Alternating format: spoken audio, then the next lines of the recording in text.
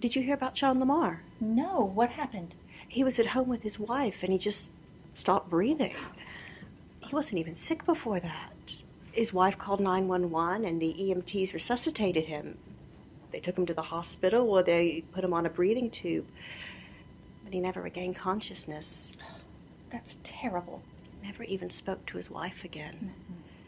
He lasted for 2 more months, and they moved him to a nursing home, and he had a feeding tube, and then he passed away. That must have been really tough on the family. It was. Mm-hmm. And they didn't know what to do during this time. He had never talked about what he wanted in such a situation. So when he became ill so suddenly, they didn't know what he wanted.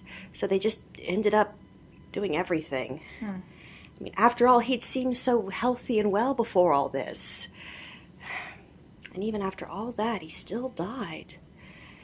His wife and his kids, they feel so bad because they don't know if he wanted to do all that stuff, but they'd never really had a talk about what if. And even though he didn't survive, the bills from the hospital and the ambulance and the nursing home and the doctors, they came to his wife after he passed away. And they are enormous. But I thought they had really good insurance. They have great insurance, but insurance doesn't cover everything. She's going to have to pay for that out of her retirement. It was all so unnecessary. And it happened because he didn't have an advanced care plan in place. I had this very conversation with my healthcare provider, and I wanted to know what I should talk about with my family.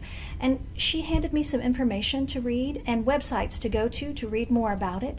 And after I did that, I sat down and had a discussion with my family about advanced care planning and what's important to me.